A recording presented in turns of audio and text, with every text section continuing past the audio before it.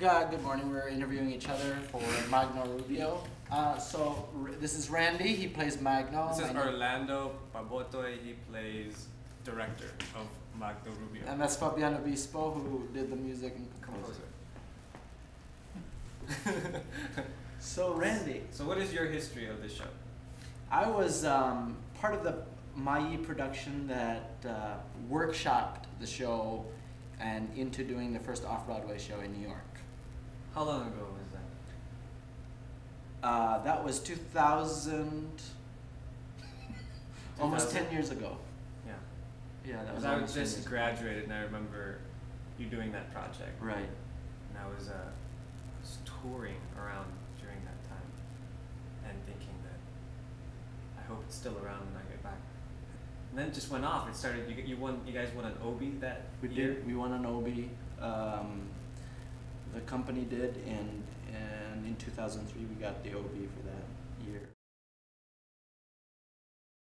I always saw myself as sort of directing the piece more so than performing it. It was something that I really wanted to create the poetry of the whole world of it. So when Moo approached me about that, I was just really thrilled. The question to me was,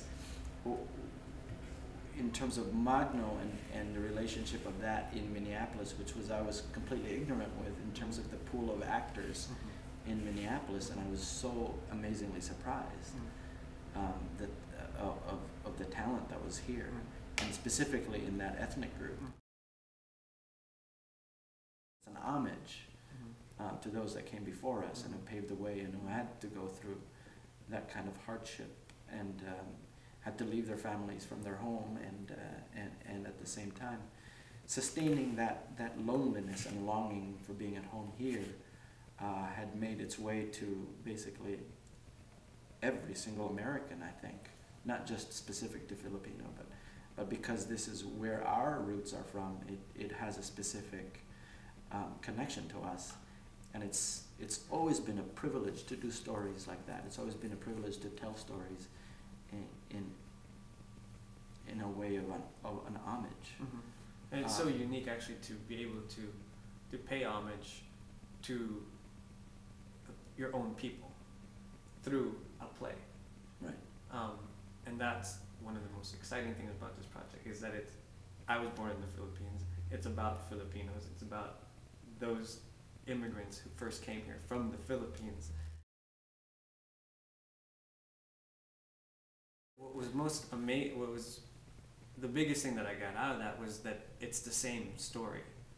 It's the same story then that it is now. It's this idea of pursuing the American dream, leaving where you're from to live a better life for not only for yourself actually, it's more for your children and their children. And it's a self-sacrifice that was the same, I think, in 1930s as it was when we were talking to that migrant worker in Claremont. He worked 7 days a week for 12 hours a day. For 6 months. Yeah, the Reyes family, yeah. Luis and Rosa. Yeah, and the wife was there and the kid was there. He comes home and he's exhausted, and he's still playing.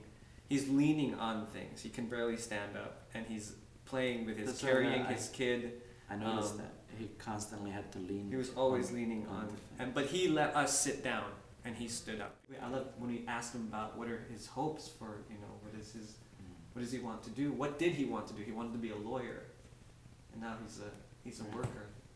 I think ultimately listening to you, ultimately that is the story of Magno. It's the ultimate American dream that every single ethnic group really had to pave way to get to this country.